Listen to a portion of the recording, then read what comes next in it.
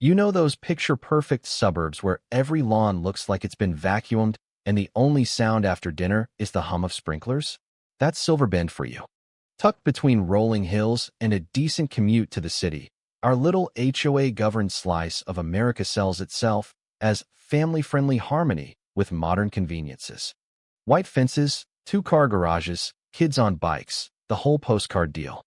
But underneath that glossy exterior, a web of bylaws thicker than a phone book and a president who treats them like her personal scepter. My name's Luke, and for the last 8 years I've been the guy who just wants to keep his head down. I bought the house after our folks passed so my little brother Jonah could have a safe place to land. Jonah's 20 now, on the spectrum, and water is his sanctuary. The backyard pool we built together keeps his anxiety from turning the world into a screaming match. He spends hours sketching by the edge, headphones on, world off. Me? I'm the quiet older brother who mows on Saturdays, waves at neighbors, and never parks on the wrong side of the curb. That Saturday morning started like any other. Sun climbing over the rooftops, coffee in hand, net skimming leaves while Jonah floated on a raft humming some tune only he knew. Then came the click-click-click of heels that sounded like war drums. Mara Sinclair, our HOA president for the last 4 years, marched straight through my side gate like she owned the mortgage. Picture a woman who looks like she starches her soul. Razor-sharp bob that never moves, pearl earrings sharp enough to draw blood, and a clipboard that might as well be a loaded weapon. "Morning, Luke," she chirped in that syrupy voice that always preceded bad news. "Wonderful news. Your pool has been selected as the centerpiece for our VIP spring social next Saturday. Influencers, local sponsors, the works. It's going to put Silver Bend on the map." I lowered the net slowly. "My pool." She waved a printed sheet like a royal decree. "Per the new property utilization mandate, subsection 4.2. Premium amenities may be assigned to community events at the board's discretion. You'll get a small thank you plaque." Isn't that generous? Jonah's raft stopped moving. I saw his shoulders tighten behind me. That pool wasn't just water. It was the one place his brain didn't feel like it was under attack. I pointed at the 6-foot privacy fence and the bright red private property sign Jonah had painted with little daisies. "Mara, this is my yard. You can't just assign it." She gave that tiny sniff she does when reality dares to disagree with her. "Cute sign, but the bylaws are clear. Refusal could trigger compliance fees starting at $200 a day.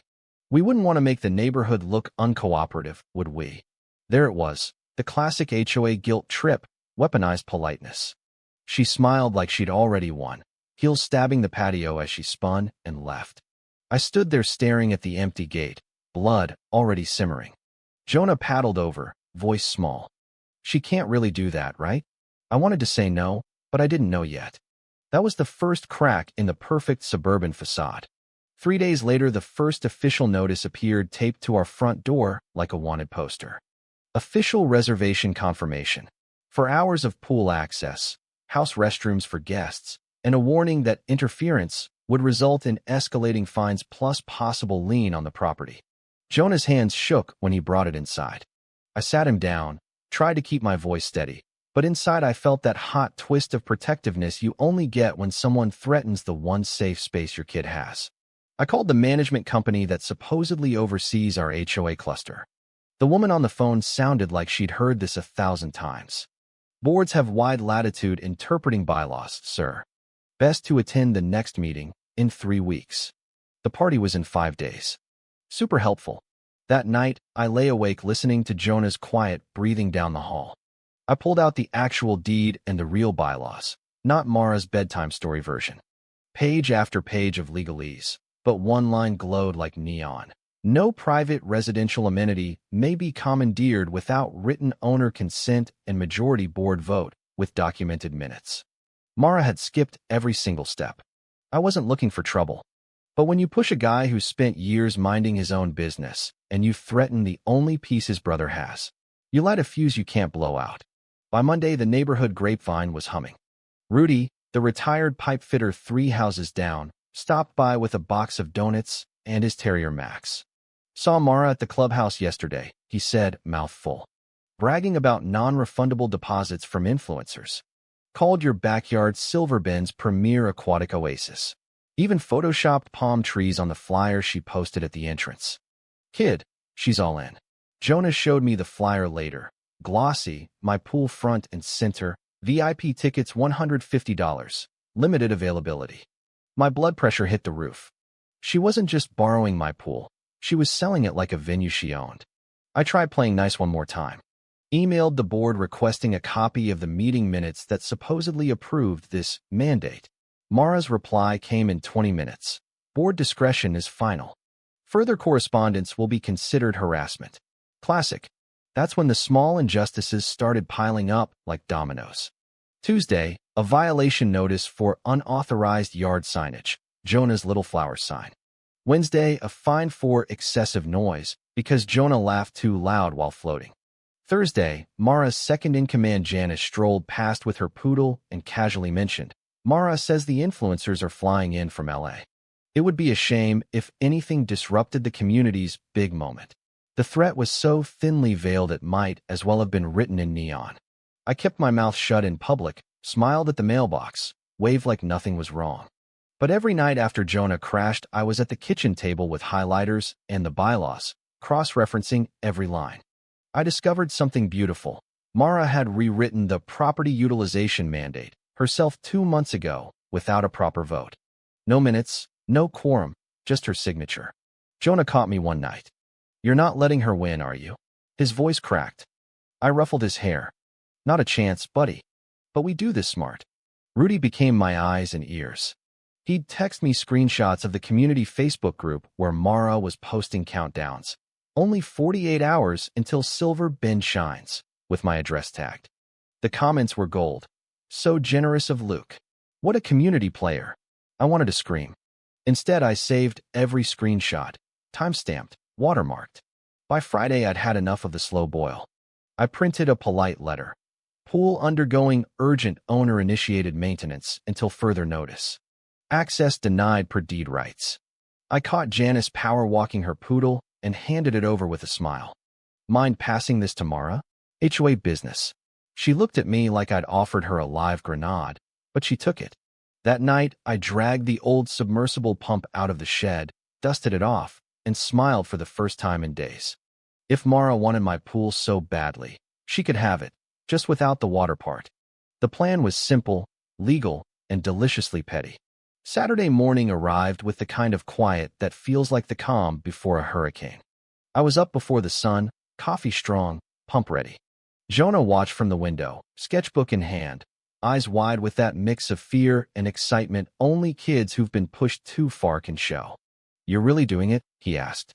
"Urgent maintenance," I said, flipping the switch. The pump roared to life, and the water started rushing out in a thick, glorious stream straight to the legal storm drain at the curb. Thousands of gallons of freedom gurgling away while the sky turned pink. The sound was sweeter than any HOA apology I'd never get. Rudy wandered over at 7 a.m. with fresh donuts.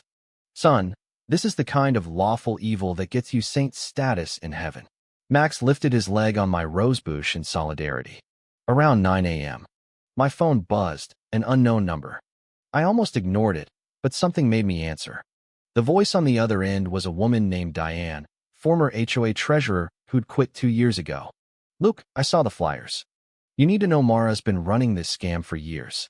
She did the exact same thing to me. Forced my patio for a community wine night, sold tickets under the table, pocketed the cash. I have the emails, the fake minutes, the bank transfers showing she moved HOA funds into her personal PayPal for event consulting fees. She's been using these stunts to build her influencer resume and line her own pockets. If you push back hard enough, this whole house of cards collapses." My hand tightened on the phone. Twist of the knife. Mara wasn't just a control freak. She was a fraud who'd been breaking the very bylaws she weaponized against everyone else. Diane emailed me everything right then, screenshots, transfers, even a video of Mara bragging at a closed meeting.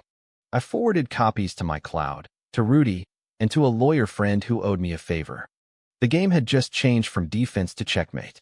By 10 a.m., the pool was down 3 feet, tiles gleaming like a blue canyon.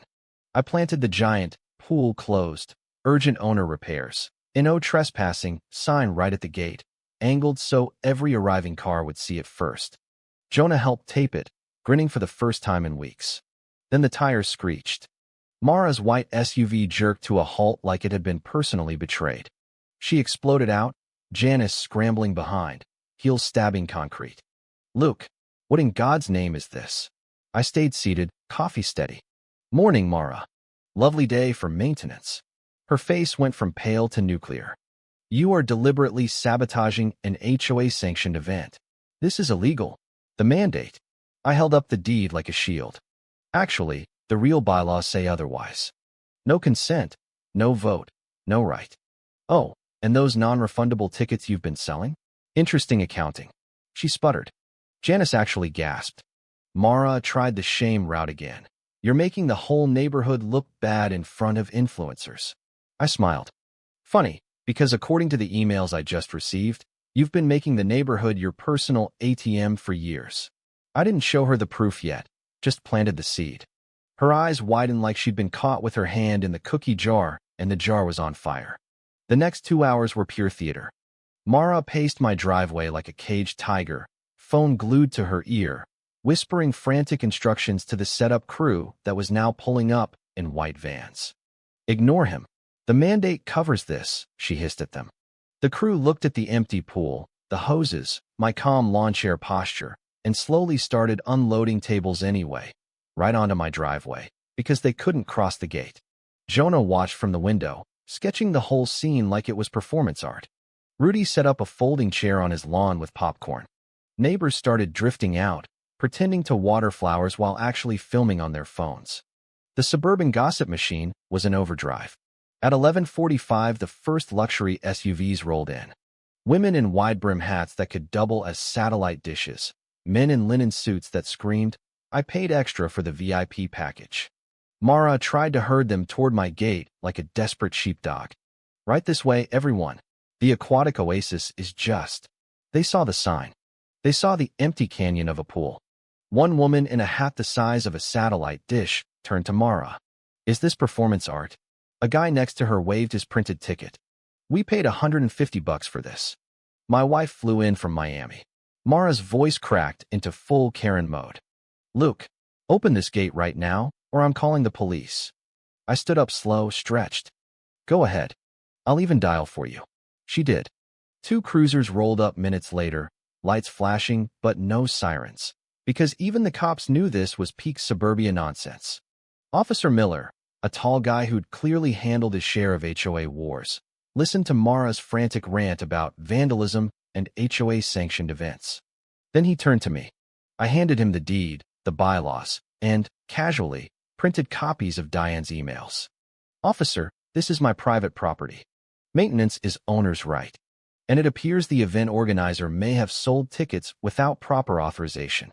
Miller read the top page, eyebrows climbing. He looked at Mara. "Ma'am, this is a civil matter at best. You can't claim vandalism on the homeowner's own pool. Also selling tickets under an HOA banner without board minutes? That starts looking like fraud." Mara's clipboard hit the ground. Her face did that printer melt color shift again. The VIP crowd was now openly recording. Influencers live streaming. One guy actually laughed out loud. The final act played out like a slow-motion car crash everyone secretly enjoyed. Mara tried one last Hail Mary. "This is harassment. He's been plotting against the board." But Officer Miller simply asked for her ticket-selling receipts. When she couldn't produce board-approved documentation, he radioed for a supervisor. That's when Diane herself showed up, former treasurer, now very much not on Mara's Christmas list. She walked straight up, handed Miller a thumb drive, and said loud enough for the whole street to hear, "These are 3 years of embezzled event funds. Mara's been doing this exact scam since 2022. I have the bank records." The crowd gasped in unison. Phones went up like a forest. Mara stood frozen, pearls trembling, while Miller explained misuse of emergency services and possible fraud charges. The lawyer VIP stepped forward waving his ticket stub. "If this wasn't authorized, I want my money back, today." Mara didn't yell anymore. She didn't threaten. She just picked up her clipboard like it weighed 1,000 pounds, walked to her SUV, and drove off without a word. The street actually got quieter the second her taillights disappeared, like the whole neighborhood exhaled at once. Within 48 hours, the video was everywhere. HOA president's pool heist backfires spectacularly. The emergency HOA meeting was standing room only.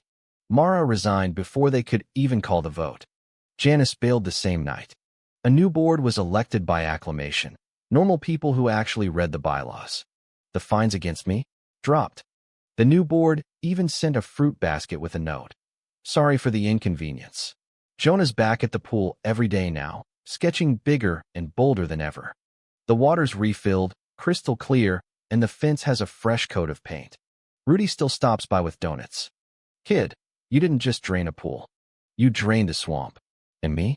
I sit on the same lawn chair most evenings, watching Jonah float, listening to the sprinklers, and smiling at the quiet. Because here's the thing about these perfect little suburbs. They look peaceful until someone decides the rules only apply to everyone else. Then you remind them, politely, legally, and with just enough petty flair, that a clipboard isn't a crown. So tell me, folks, would you have drained the pool?